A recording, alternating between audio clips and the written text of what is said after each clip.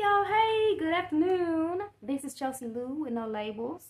And this is where we talk about any and everything. Always real, and we always staying in our truth, okay? Always being genuine. You know what I'm saying? Anyway, I decided that I wanted to dig a little bit deeper into our something that I touched on in a previous video, okay? And it was about my past relationship with my son's father. Some of you may remember me sharing how that situation eventually landed him on the first 48 for crimes similar to what I endured, only it was toward the woman that he was with at the time for the women that came after me. And he's now serving life in prison behind that. I do not share this just because, or even take it lightly for the fact that I am sharing it. I share this because someone, anyone, you never really know, you know what I'm saying? Someone could be watching and dealing with a domestic situation, or maybe it's not a partner. Maybe it's a toxic family member or like a friend or something.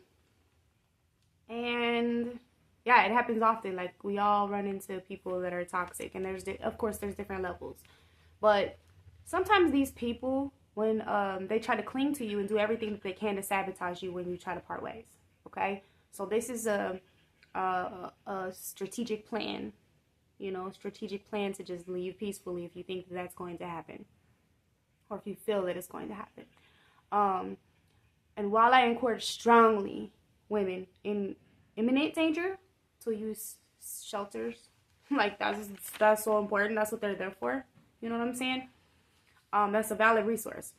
But for me, it wasn't ideal. My son is autistic, and abruptly changing his environment could have caused damage for him and for me. So instead, I broke down my leaving process into clear steps. And these are the steps. This is how they go. Step 1, I focused on my finances.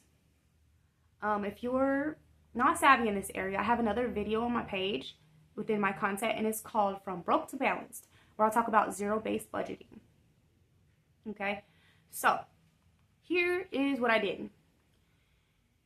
Any spare time that I had, like during the week, like for me it was like work breaks, like lunch break or something like that, I did things such as quietly opened a bank account in which I attached a passcode so that no one but me could access it. That's probably pretty important for people that might be married or something like that. And I never said anything about where I opened it at. I didn't share any of this information that I'm sharing with you with anyone but myself. Each paycheck, I calculated how much I needed in cash for daily expenses, and I saved the rest in that bank account that I had a passcode on. I didn't even get a debit card attached to it due to the theft within the relationship that I sometimes did endure. What I kept in cash, I hid in a little pocketbook underneath my pillow at night. That habit actually stuck with me for a while, even after it wasn't necessary. Side story. I spent the night one time with one of my friends named Ashley. As an adult, like sometimes you go through little childish things, and you sleep over at a friend's house or whatever. We had went out and stuff like that. In the morning, I couldn't find my pocketbook or whatever, stuff like that. I thought I lost it, and then she went back into the house. She found it. She located it. And she was like, "Girl, do you know that your stuff was like underneath your pillow on the couch where you were sleeping at?" I was like, "Oh." And this is after I had already like kind of gotten out of the situation or whatever. So, yeah, had to switch that up a little bit, because it was no longer necessary. You know what I'm saying? Anyway, step 2. Step 1 was finances. Focus on that. Step 2, housing. Even though I was in the process of buying a home, the drama I mentioned in my last video made me start over from scratch. I applied for housing, and I got on a waiting list.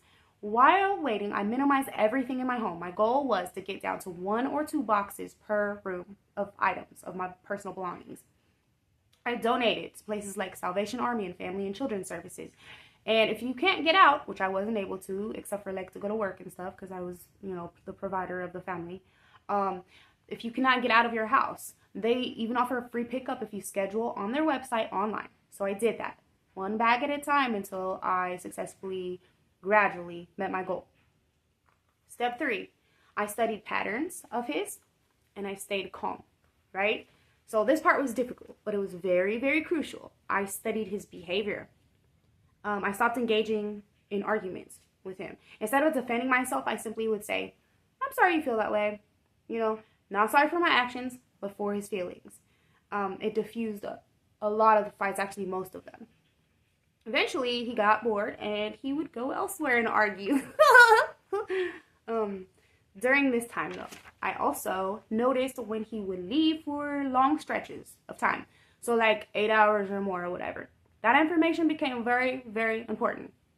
Actually, my life became to depend on it. Step 4, execute.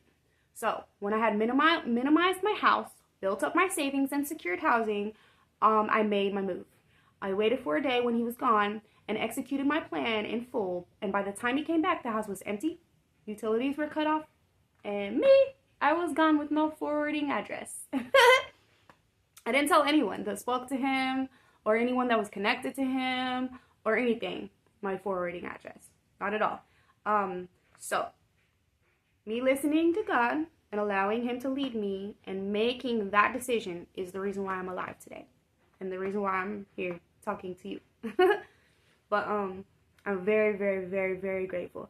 But he used to say to me in a demeaning way, right? I'm playing chess. You're playing checkers, right? But I'm so thankful that I took his advice on that part alone. And I used that phrase and I learned how to apply it, you know, to my own personal life and how to survive. So that now I'm finally to the point where instead of just surviving, I've learned how to live and, you know, become happy, build my own happiness within my life. And so I hope my story helps someone, whether you're facing a dangerous partner or even just a toxic friend or family member who refuses to respect your boundaries. And, you know, you might be nervous or have a gut feeling that this person is going to make life hell, you know, before you leave. These are steps that you can take to slowly pull yourself away and escape. And that is how I escaped prison. Anyways, stay creative. That means thinking outside of your box, which obviously I did in this scenario. Stay cooking. That means stay building. You know what I'm saying? Build the life that you want. Build the happiness that you want. That's what I'm doing. And stay blessed. Y'all have a wonderful, wonderful day.